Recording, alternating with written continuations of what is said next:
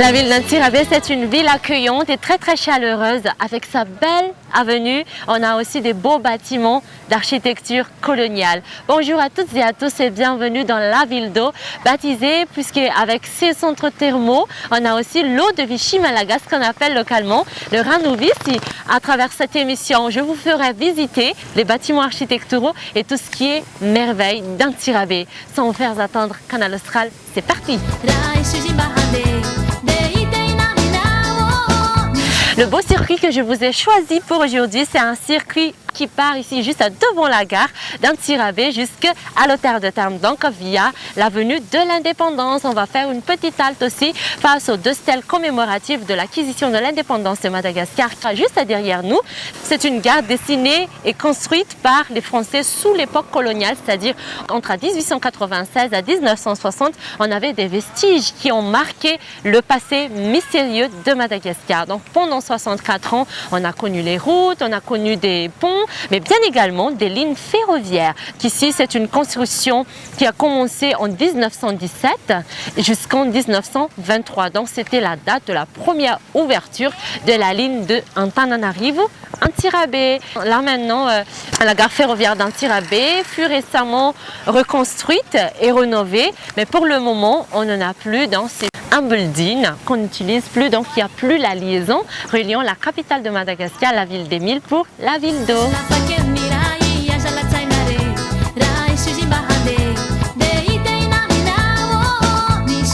Antsirabe, c'est la troisième plus grande ville de Madagascar. Ici, on est aussi dans une ville très colorée avec les pousse-pousse. On a connu les pousse-pousse avec les Chinois cantonais. Ça fait partie des moyens de transport qu'on connaît communément ici. Donc, on va faire notre petite visite avec une pousse-pousse.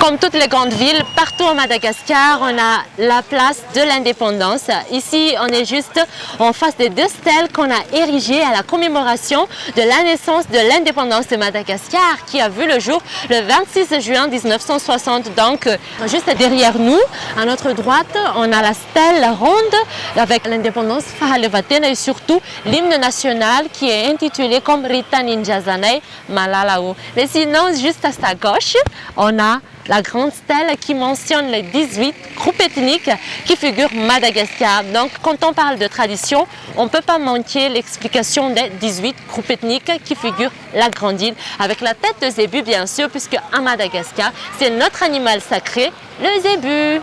Là, ici à Antsirabe, on appelle encore les gens d'ici les Merina, plus particulièrement les Vaknakaraj. Donc, on est dans la capitale des Vaknakaraj.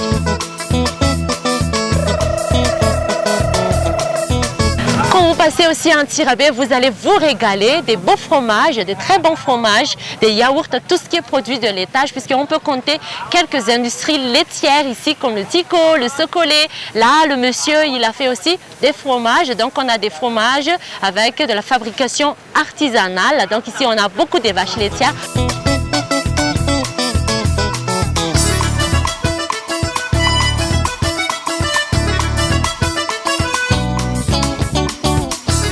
L'étel, c'est le vendeur de tambavi. Qu'est-ce que tu as ici comme mélange? On a le fanazava, qui est le mavichka.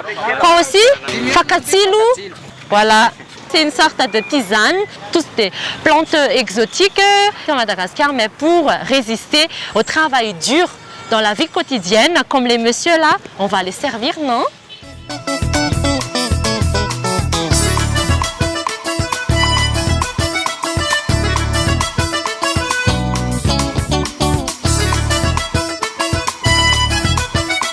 Donc, à côté de l'avenue de l'Indépendance, on a ce beau bâtiment dont il y a l'écriture la ville d'eau, Antsirabe.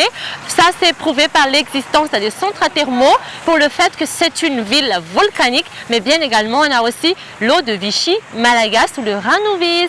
Donc, Antsirabe pourrait être baptisée aussi la ville d'eau.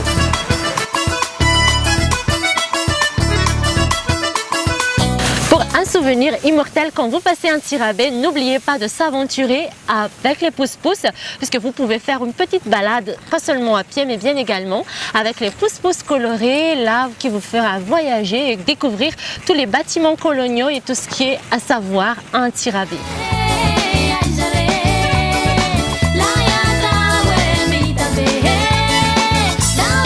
Historiquement, la ville d'Antsirabe a été fondée par deux Norvégiens qui s'appelèrent Rosas et Borjan en 1872.